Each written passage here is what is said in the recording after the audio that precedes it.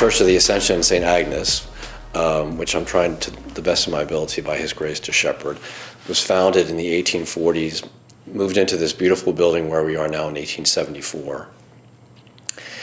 Church of the Ascension merged in 1948 with St. Agnes Parish, so it's now ASA, as we like to call it. Almost closed in the 60s because of demographic shifts and held on by a thread. It's, to my understanding, always been fragile in a way. And I inherited a fairly fragile parish. The previous rector had been sick for a very long time. So things were kind of on hold, if you will. So on a Sunday, we average 80 people, but in a space that seats 250. That's cavernous. That's awkward in terms of worship. And all kinds of people from across the street to an hour into Virginia. Everybody who comes there, or most everybody, comes because they want to pray in that way. They want a transcendent, awesome style of worship, which helps them, I think, to go deep into their hearts to find the Lord. So I've been dealing, since I've been there, with a certain fragility, if you will. Good people, some growth, again, all sorts of people. And my most cherished form of diversity that we have is the viewpoint diversity we have. So we have people from across the political spectrum who love one another.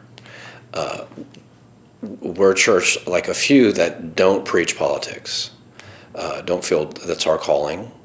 I respect those that do, but feel called really to focus on Christ and the mysterious fact that His kingdom is not of this world. So, as I said, there's been some growth, not enough. Hence the attraction to the work of Tony Morgan and our use of his materials. All the vestry members took the online assessment, which he offers, which is a really nice tool. There wasn't unanimity, but I think the result after the assessment and conversation about that is we are more or less in maintenance. It doesn't fully capture where we are because there are also some new things that are happening, which would, to a degree, put us in launch, if you will. Nonetheless, all things weighed, I'd say maintenance. How are we trying to disrupt in holy fashion? Well, we have a fairly new vestry that is thinking in those terms. So for the time being, as we prepare for this visioning process, we're trying to change how we do hospitality, or at least be just much more focused on people. There again, once you have a tradition in place, you just kind of hum along, you lean too heavily on the endowment, but everything seems fine, but there's no urgency. There's a certain urgency about the gospel, and it should influence how you engage people. So we're working on that, but I think the big disruption is going to be this process in which we ask kind of the stark questions that we need to ask. People need to know that the status quo is not the way forward. So enjoy your comfort, but be ready to be uncomfortable to a degree. I mean, if you want to grow. And I'm not interested in shepherding a community that doesn't want to grow. Very simple questions. Where do we feel called to be in 5 years? What ministries will get us there? What ministries, in the light of that, are really not a waste of time, but are clearly second tier? Yeah. And what are the implications for just the physical structure? Because we're dealing with, like a lot of churches, buildings. How do we use those well? Primarily in the light of ministry, but also to generate some revenue, ultimately for the sake of ministry.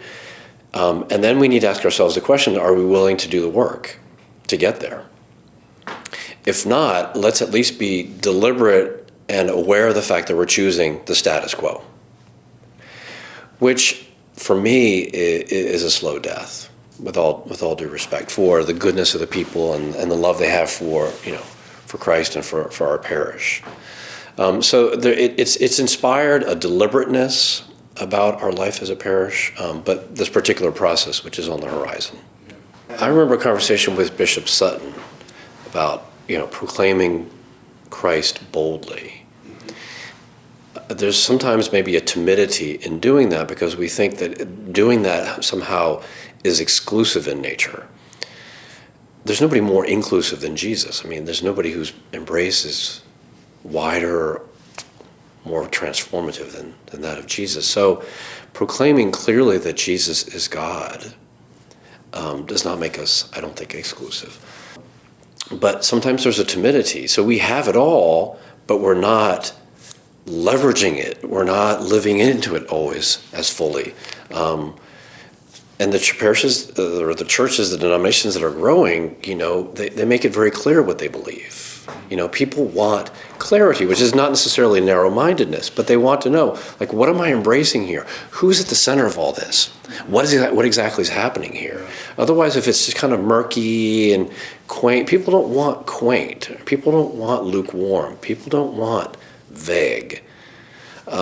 So it could be that we're not making use of the gifts that we have as much as we should be, and we're falling into quaint, lukewarm, vague, and that's not attractive. One can act out of fear or out of love.